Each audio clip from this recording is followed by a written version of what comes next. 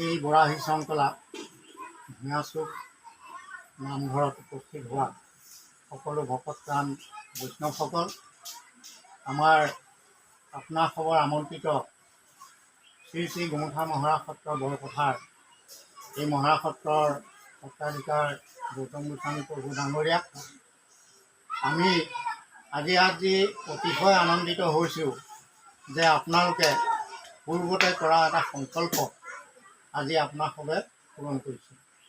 এই সংকল্প হ'ল কি, আপোনালোকে প্ৰভুৰ চৰণত এগছি বন্তি দিবৰ কাৰণে এভাগী মহাসিংহাসন প্ৰভুৰ হতুৱাই স্থাপন কৰাই ইয়াত আজি এটা স্থায়িত্ব প্ৰদান কৰিছে আৰু আমাৰ প্ৰভু ঈশ্বৰে তেখেতৰ বীজ মন্ত্ৰৰে এই আসনভাগ প্ৰতিষ্ঠা কৰি দিছে।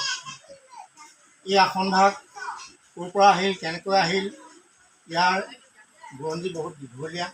মই থোৰতে ক'ব বিচাৰিছোঁ যে আমাৰ গুৰুজনাৰ অৱদান, আমাৰ জাতি যেতিয়া অসমীয়া জাতি যেতিয়া বিভিন্ন বিপদ আপদত পৰিছিল, তেতিয়া আমাৰ শংকৰ গুৰুজনাই ভগৱানৰ ৰূপ লৈ আমাৰ সমাজত জন্মগ্ৰহণ কৰিলে।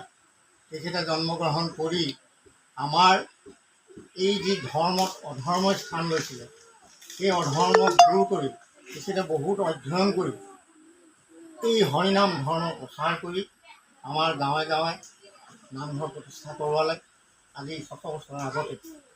আৰু তাৰেই ফলস্বৰূপে আপোনালোকৰ হৃদয়ত প্ৰভু ভগৱন্তই এই শুদ্ধ ভাৱ আপোনালোকৰ হৃদয়ত প্ৰদান কৰিলে, যাৰ ফলত আপোনাসকলে এটি নামঘৰ ইয়াত প্ৰতিষ্ঠা কৰি আজি মণিকূটত এই মহান সিংহাসনভাগ প্ৰতিষ্ঠা কৰি এই সিংহাসনভাগ প্ৰতিষ্ঠা কৰিলেই নহ'ব, ইয়াত বহুখিনি আমি কৰিবলগীয়া কাম আছে।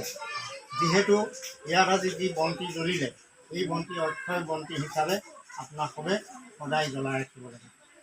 পুৱা গধূলি ইয়াত বন্তি জ্বলিব লাগিব। নীতি সৎকাৰ, নীতি নিয়ম কিছুমান আমাৰ বৈষ্ণৱী নিয়ম আছে, আপোনালোকে প্ৰভুৰ ওচৰত এইখিনি পাব। এই বৈষ্ণৱী নিয়মখিনি পালন কৰি আপোনালোকে এই নামঘৰ মণিকূট সদায় পৰিচালনা কৰিব লাগে। ইয়াৰ মূলতে আৰু এটা কথা আছে, এই বন্তিভাগ সকলো মানুহে জ্বলাব নোৱাৰে। আজি ইয়াত বন্তি সকলোৱে জ্বলাইছে বাহিৰত প্ৰভুক চিন্তা কৰি, কিন্তু তাত সকলোৱে বন্তি জ্বলোৱাটো অকণমান অসুবিধা আছে। এই বন্তি জ্বলাবলৈ যাওঁতে আপোনালোকৰ আহিব শৰণ, আপোনালোকৰ আহিব ভজন, গুৰু বাক্য, এইখিনি গুৰুৰ মুখে গুৰু গৃহত গৈ বা গুৰুক ইয়ালৈ নিমন্ত্ৰণ কৰি আনি গুৰুৰ মুখৰ পৰা আপোনালোকে এই বাক্যখিনি লৈ এই কৰ্মভাগ আপোনালোকে পৰিচালিত কৰিব লাগে। আৰু আছে, যেনে আমাৰ দুজনা গুৰু আছে, শংকৰ মাধৱ, তেখেতসকলৰ তিথি হয়, জন্ম উৎসৱ হয়। আপোনালোকে মাজে সময়ে বাৰ্ষিক হিচাপত সেই তিথিবিলাকো পালন কৰিব লাগে। আমাৰ 3টা বিহু আছে, ৰঙালী বিহু, কাতি বিহু আৰু ভোগালী বিহু, মাঘৰ বিহু। এই 3টি বিহুটো আপোনালোকে একসঙ্গে শৰাই দি ইয়াত গোট খাই নাম কীৰ্তনে হওক, প্ৰসংগই হওক কৰি সৎসং হৈ